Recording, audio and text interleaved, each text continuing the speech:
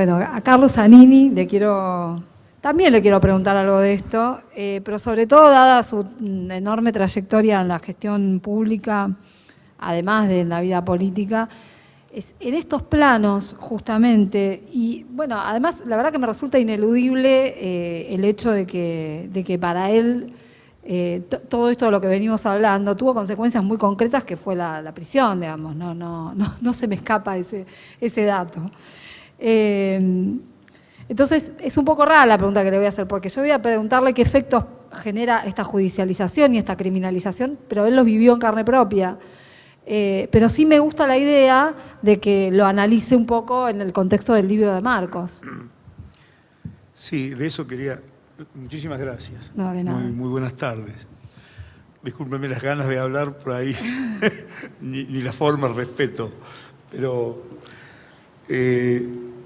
yo quiero referirme primero al libro, un minuto nada más, porque claro. Este libro para mí ha sido un viaje muy interesante, porque me hizo recorrer en pocas páginas la historia del constitucionalismo, me hizo recordar los orígenes de la historia del derecho penal, para concluir en un análisis de un problema que tiene muchísima actualidad.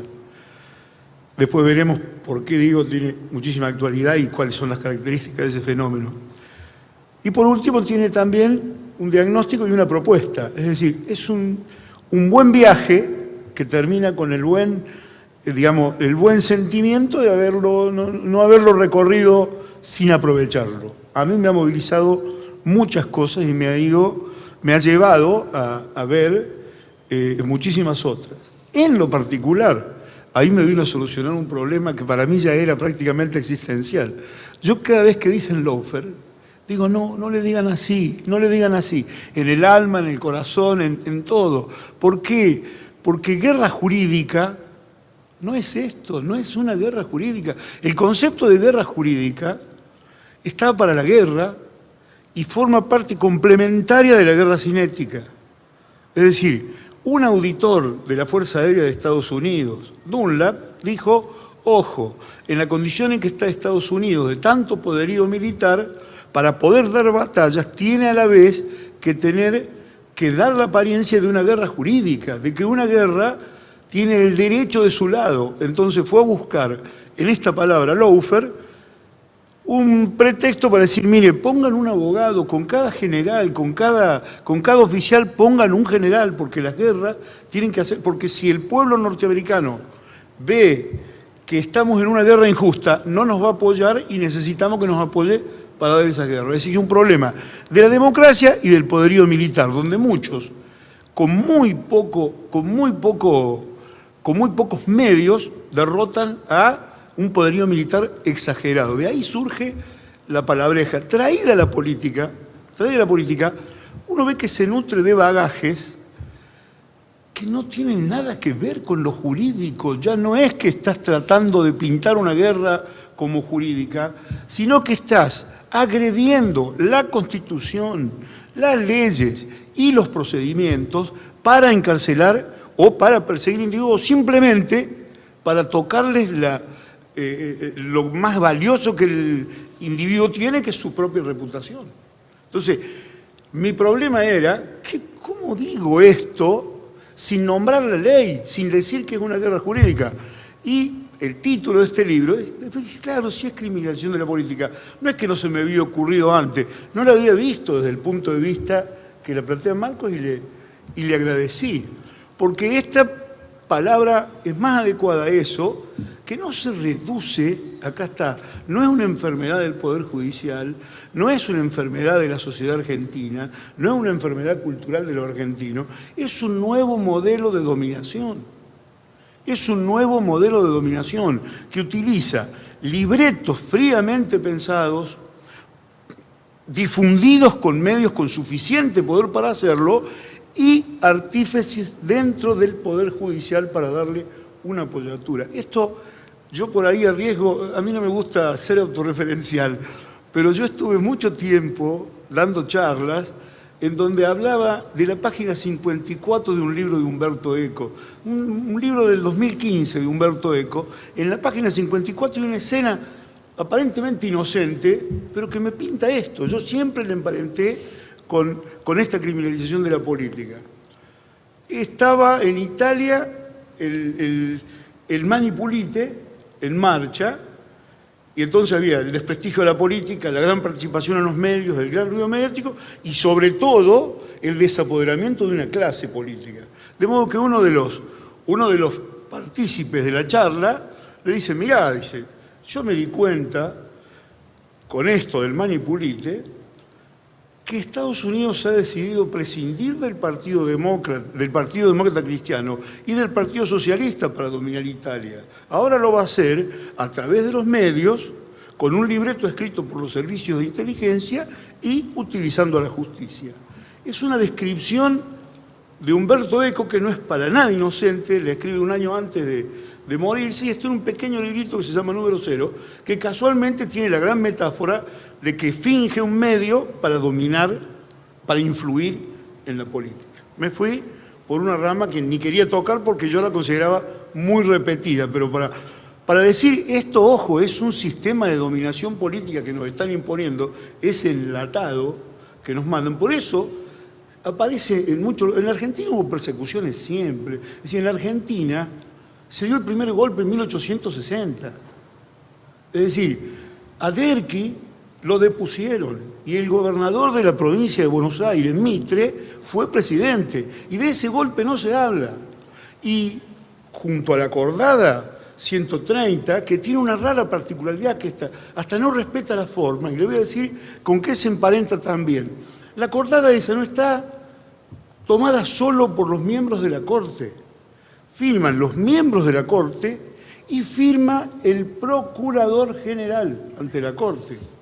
Y la Corte hace, nosotros festejamos el comienzo de la Corte de 1862, pero hubo una Corte antes, en 1853, de la que nadie habla. Nunca se llegó a constituir, quizá por eso, pero no se toma como el origen de la Corte, porque están metidas las cosas.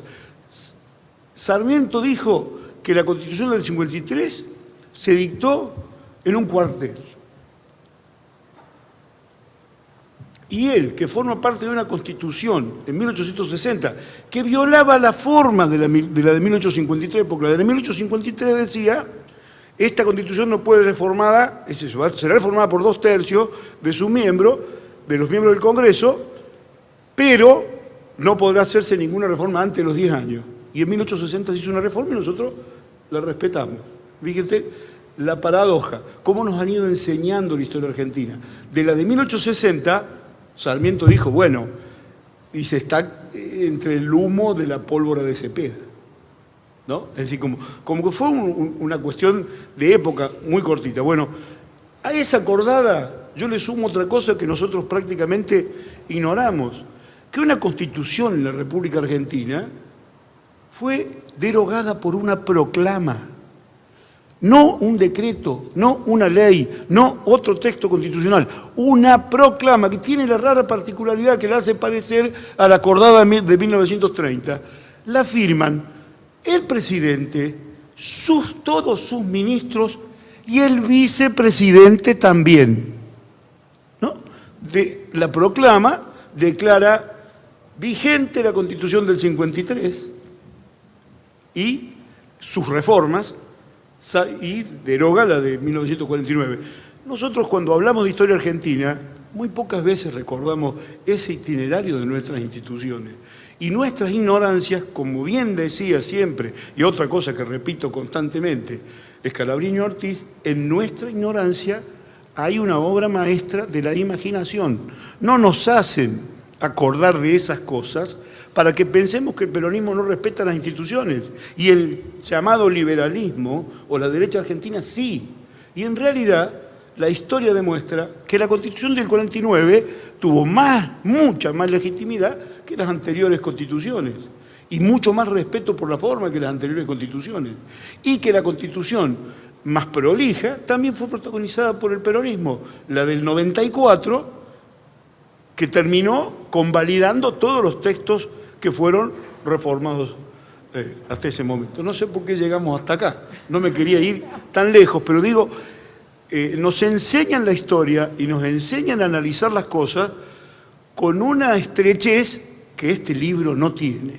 Este libro tiene más libertad para tratar de ir sincera y honestamente al fondo de los temas. Ya por lo menos tiene el diagnóstico de que criminalizar la política es malo. Y es una gran verdad. No es un gran descubrimiento, pero es una gran verdad y está sostenida en este libro. Y digo, leerlo me hace recorrer, digamos, también parte de mi historia personal, porque yo tengo la rara particularidad de haber estado en los 3 poderes del Estado.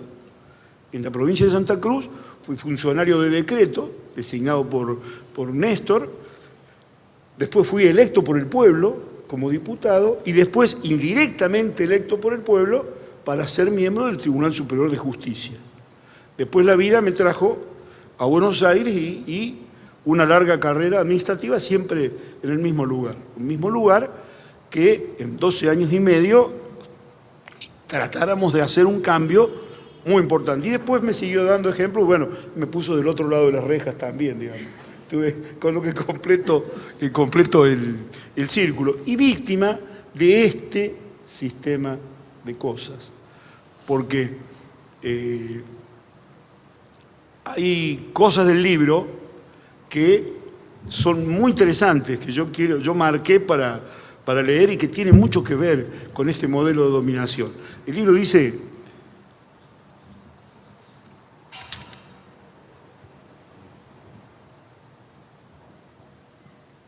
en el ámbito estatal, dice, un factor de influencia es la capacidad de los medios de comunicación de instalar ciertos temas en la agenda pública. Creo que esto es central. Si no está el medio instalándonos en el centro de la escena pública, no hay posibilidad de lawfare, no hay posibilidad de criminalización de la política. Te lo tienen que hacer ver grave, te lo tienen que pintar, te tienen que instalar la fake news, que es el delito que has cometido. Es una verdad, lo inventan. Si no lo tienen, lo inventan. Y con eso hacen la campaña que crea el escenario en donde actúa ese juez. Yo digo, esto no se podría hacer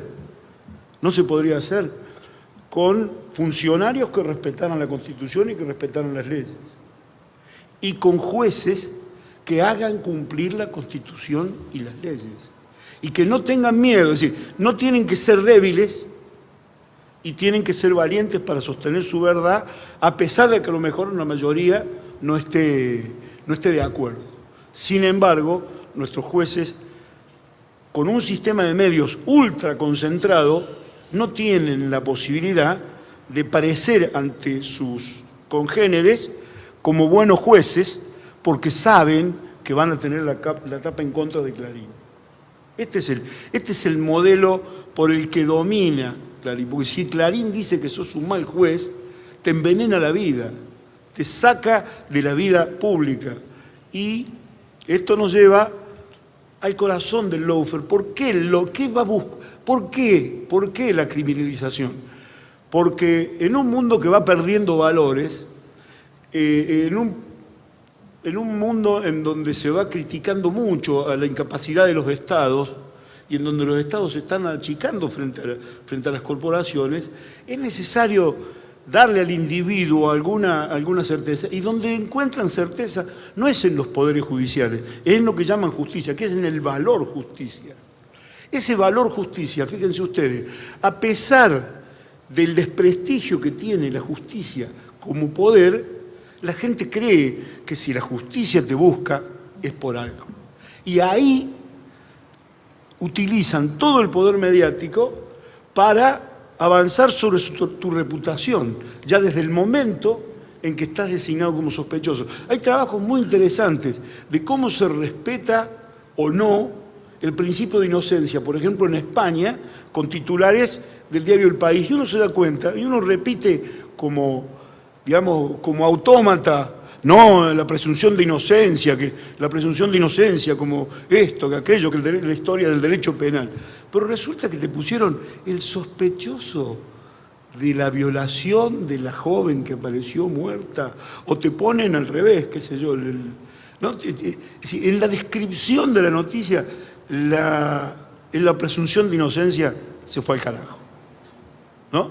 No hay un cuidado por respetar, no se hacen cargo de que debiera haber un cuidado. Si tengo una Constitución que dice que debo respetar el principio de inocencia, yo, periodista, tengo que hacerme cargo de que no puedo, porque soy periodista, avanzar sobre ese principio, esa presunción de inocencia que tiene toda persona. Es decir, los derechos quedan desvestidos por ese poder mediático. Y si encuentran en la punta del camino una persona que es temerosa, que quiere vivir tranquilo y cobrar su sueldo, nada más, ¿no?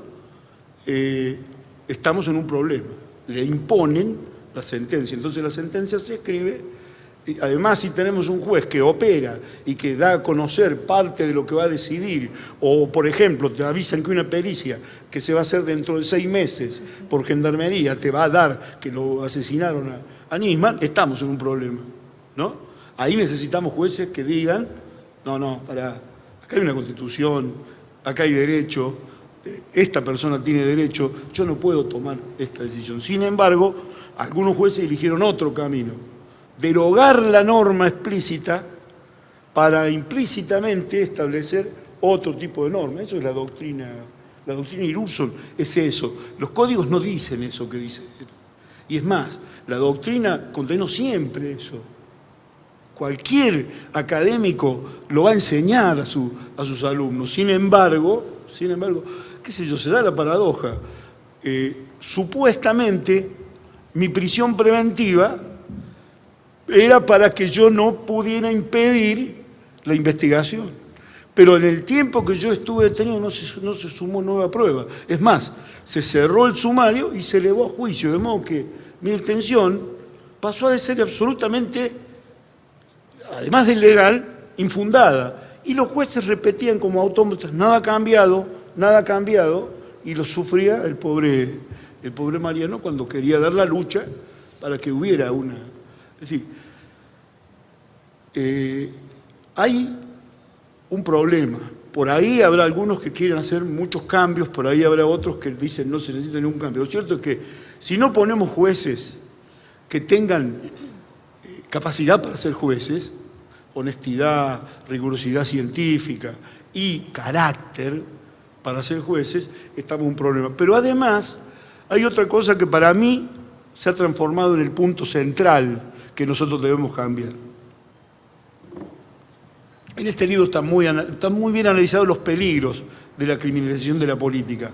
Digo, lo primero que tiene que haber para que no haya criminalización de la política es un gran acuerdo político nacional en donde todos los partidos, de todos los colores, se comprometan a no exigirle a la justicia la respuesta que no encuentran en la política. No judicialicen la política, no judicializar la política. Si perdí la elección y no tengo muestras, como no ha habido nunca en la Argentina muestras de algún fraude, acepto el resultado. Si acepto el resultado, participo en la Cámara de Diputados representando a ese sector de la sociedad. Y cuando pierdo dentro de la Cámara de Diputados y la Cámara de Senadores, no voy a que los jueces me vayan a modificar esto.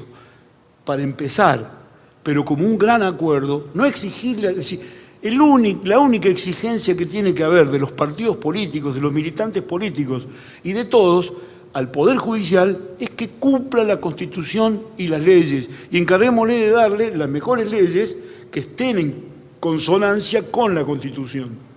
Pero si no está ese acuerdo, porque los medios fabrican dirigentes, supuestos dirigentes, de grandes denunciadores.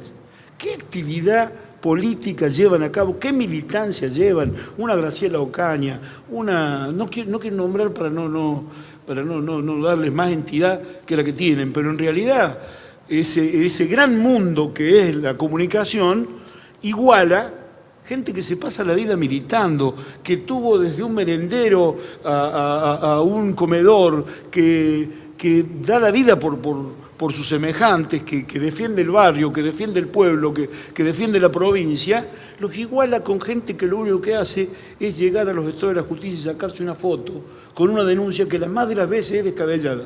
No estoy diciendo, porque esto es lo más cruel y perverso del tema, es que vencida la criminalización, no hay nada que te repare el daño que ya te hicieron. Porque en ese mundo de la comunicación, la solución pasa a ser el triunfo de la impunidad.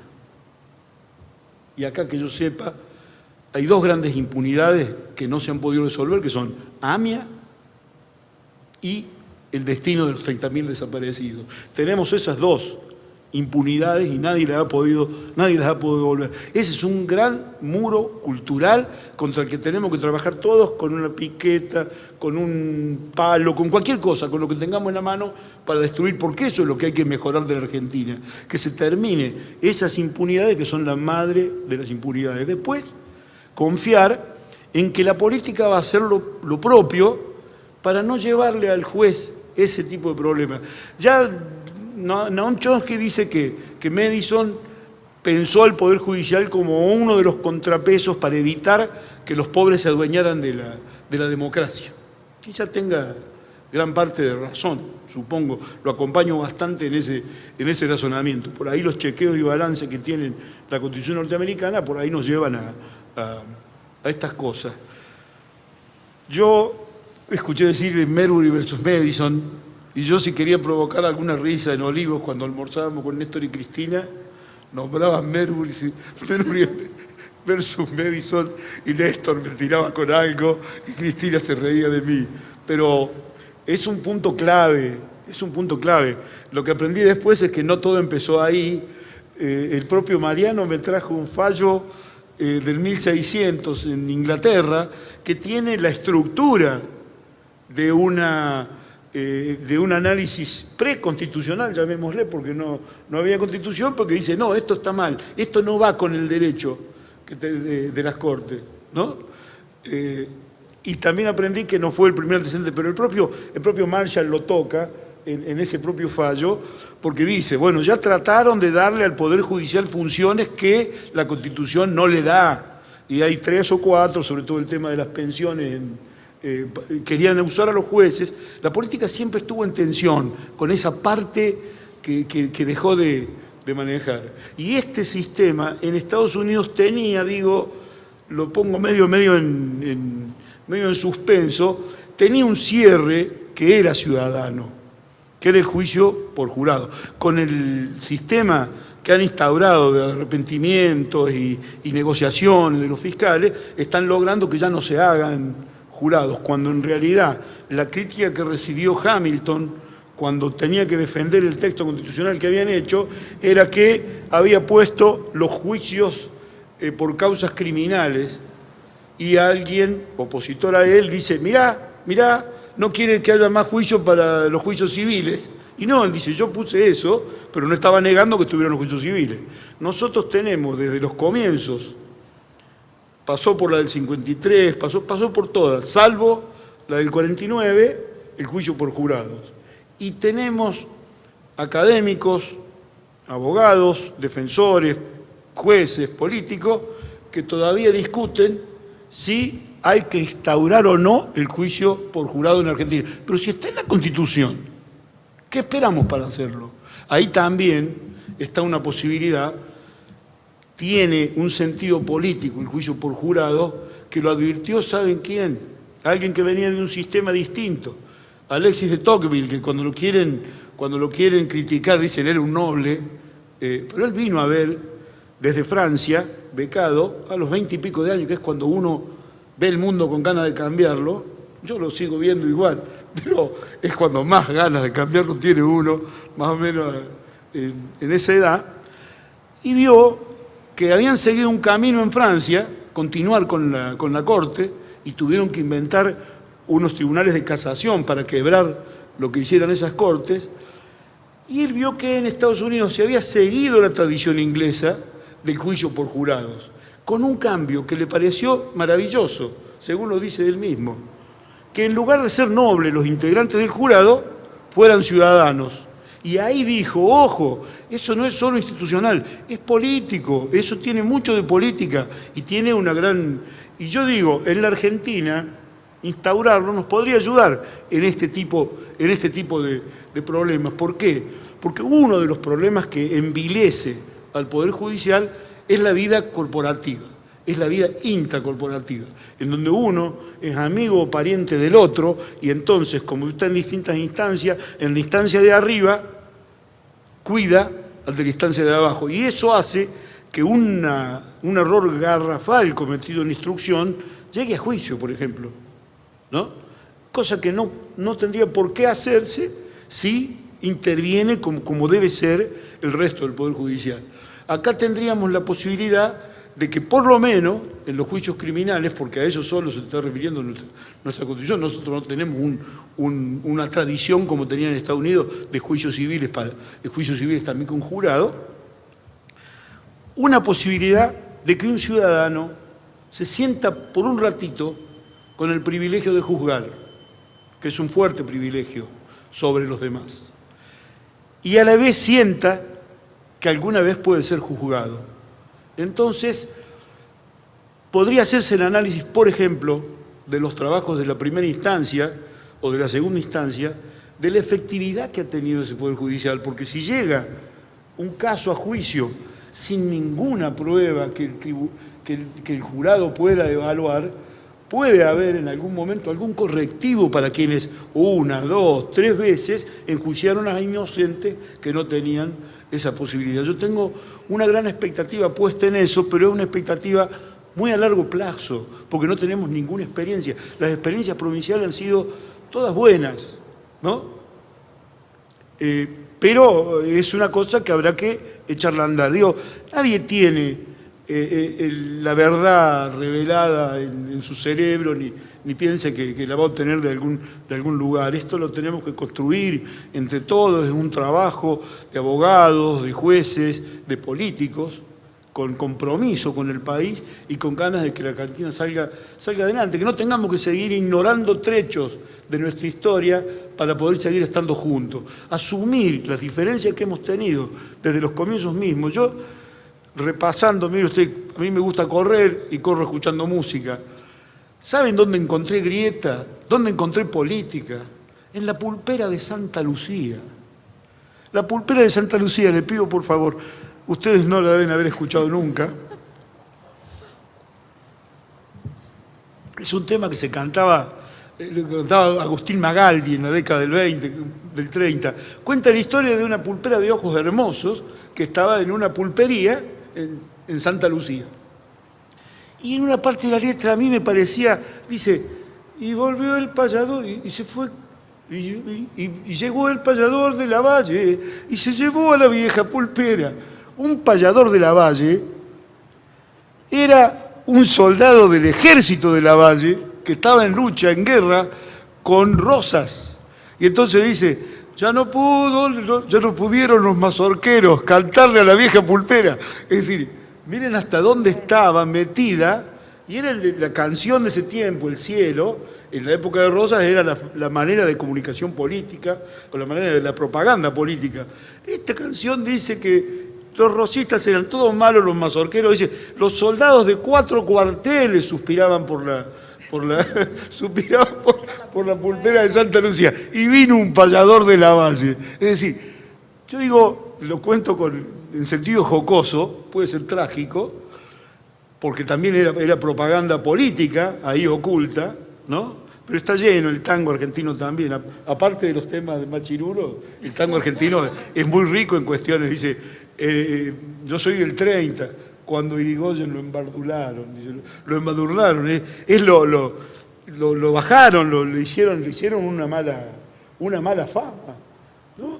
Y lo dicen los tangos. Es decir, asumamos la historia argentina tal cual como es, con todos sus claros y oscuros, y asumamos los problemas también como son. Este no es un problema que vamos a resolver con este libro, pero este libro es un muy buen aporte para avanzar en la reflexión de un problema que tenemos que solucionar, porque no puede ser que en la Argentina estemos discutiendo, en vez de buscar a los autores del atentado de la AMIA, estemos discutiendo si Cristina los quiso encubrir con un memorándum, en donde participaron los 3 poderes. Y ahí se da otra paradoja.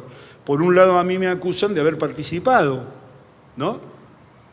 Porque, claro, leen la estructura, las misiones y funciones de la Secretaría de Ley Técnica, y si hubo decreto tengo que haber trabajado, si hubo mensaje tengo que haber trabajado, si hubo, y el análisis legal es obligatorio, pero a la vez me dice que abusé de mis poderes.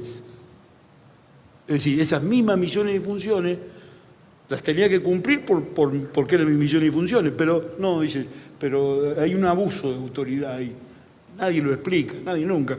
Pero esta causa a mí me ha servido para ver cómo las fake news de afuera también ocurren adentro. Lo hago muy corto porque es un tema muy menor y además es personal y no me gusta, pero en mi indagatoria, el fiscal, el juez me hace preguntas que tenían que ver con mi militancia estudiantil. Y el fiscal lo había anotado en un papel y se acerca con el papel y me pregunta, ¿y usted estuvo en la reunión en el Congreso de la Nación? Mi respuesta fue, no participé en esa reunión.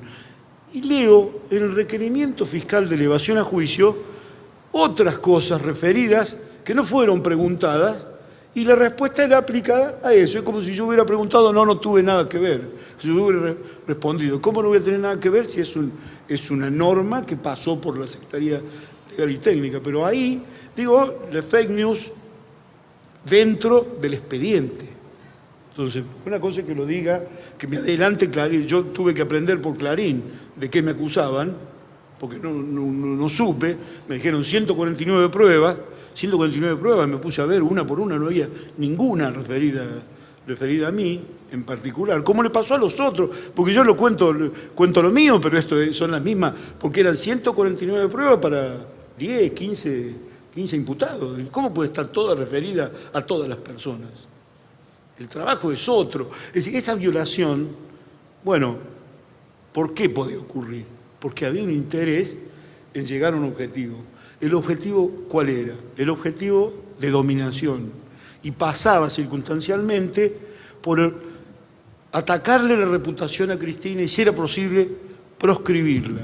Y con ella proscribir a un sector de la política argentina. Cosa que se hizo muchas veces en la historia argentina. Hubo elecciones que se hicieron sin el peronismo en la historia argentina. Era la repetición de eso y que se hicieron en países vecinos.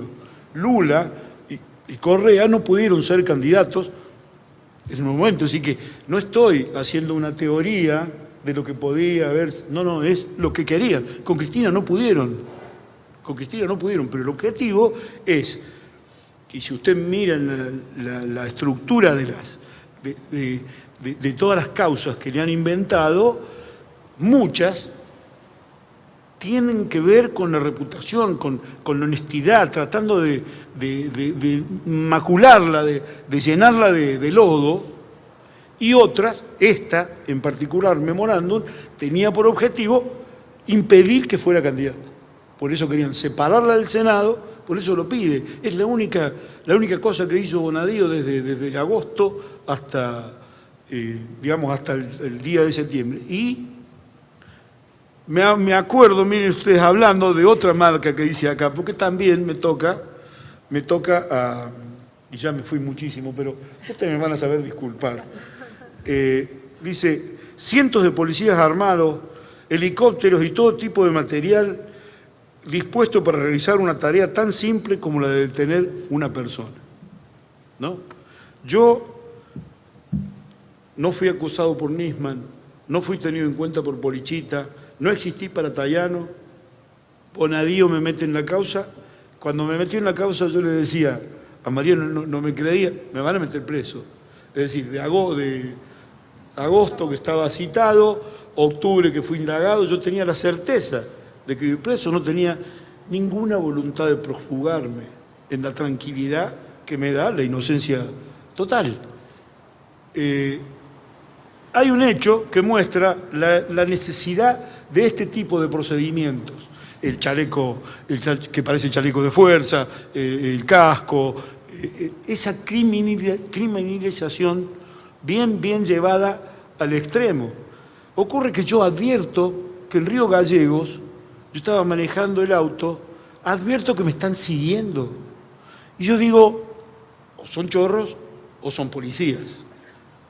Entonces, para sacarme la duda, me fui a la sede de la Policía Federal en Río Gallegos, a la delegación de la Policía Federal de Río Gallegos, 5:30 de la tarde, pleno día. Entro y digo, mira, vengo por una cuestión. Me está siguiendo una Cherokee roja. Yo quiero saber, si es de ustedes, me quedo tranquilo. Si no, son chorros, vengan a ayudarme porque me están siguiendo para... No, hacen, por supuesto, les sorprendió totalmente, hacen toda una averiguación interna y me dicen, no, sí, quédese tranquilo, doctor, es gente nuestra. Eso fue... Quédese tranquilo, doctor, es gente nuestra. Y cuando voy a llegar, mi suegra tiene 92 años, tenía en aquel momento 90, ahora tiene 96, así que tenía 94 años. Iba a entrar a la casa y aparecen de varios lugares, entre periodistas, autos, armas, todo, bueno, y ahí me detiene la necesidad de la espectacularidad del movimiento. Lo bueno es que miren ustedes lo que años después me dice mi suegra, porque yo no le pude ni avisar, no me dejaban entrar a la casa. Me dice mi suegra, ay, dice, yo pensé que te había ido de copetín por ahí. La pura verdad, digo, pero necesitan esa espectacularidad porque quieren, ver, yo recuerdo, y lo ligo a esto, ya con esto finalizo, y no me acuerdo más de nada. Simon, en la década del 60, en Estados Unidos, escribió un libro sobre el uso del delito para dominar a las sociedades. ¿No? Entonces, sí, el Estado está retirado de muchas cosas, no te da educación, no te da salud, no te da nada, te quiere dar seguridad, te dice que te va a dar seguridad. Entonces, empiezan las guerras, guerra contra el narcotráfico, regla con esto, y él estudió bien los casos en donde Nixon utilizaba para los negros una determinada droga, para los hippies otra, y con eso, lo que decía Simon es que, ojo, están dominando a la sociedad, te hacen renunciar a derechos para que vos te sientas tranquilo, pero con cada vez menos derechos. El lawfare es el traslado de ese sistema de dominación a la política. Porque ¿qué necesitan los que... Digamos, el mundo se está armando con poderes económicos cada vez más fuertes y estados cada vez más débiles. Si querés destruir Estado, ¿qué necesitas? Desprestigiar la política. Y les va muy mal. Esto es una buena noticia con la que cierro. Les va muy mal porque desde 1955 se desarrolla en Argentina una campaña antipolítica, sobre todo del 2001 para acá. Antipolítica, los políticos no sirven, los funcionarios son malos. Y el pueblo argentino, más del 50% del pueblo argentino en la encuesta contesta que cree en la política como herramienta de transformación. Y ahí me quiero anclar para terminar esto. Insistamos en creer, en participar y en estar en la política, porque en el mundo que se viene de exclusión y de poder económico cada vez más para menos, la única esperanza que tienen los pueblos y que tenemos nosotros y que tiene la gente es que el Estado salga a defender tu derecho laboral, salga a defender tu derecho consumidor, salga a cuidar que no te afanen en los precios, a cuidar todas las cosas que el Estado tiene que hacer y tiene que hacer bien. El desafío para el político es ser expertos después en el manejo del Estado. Y ese es todo un desafío. Y donde hay desafío, hay vida. Así que yo me disculpo porque me fui por todos lados, pero les agradezco muchísimo. Sobre todo por tu libro.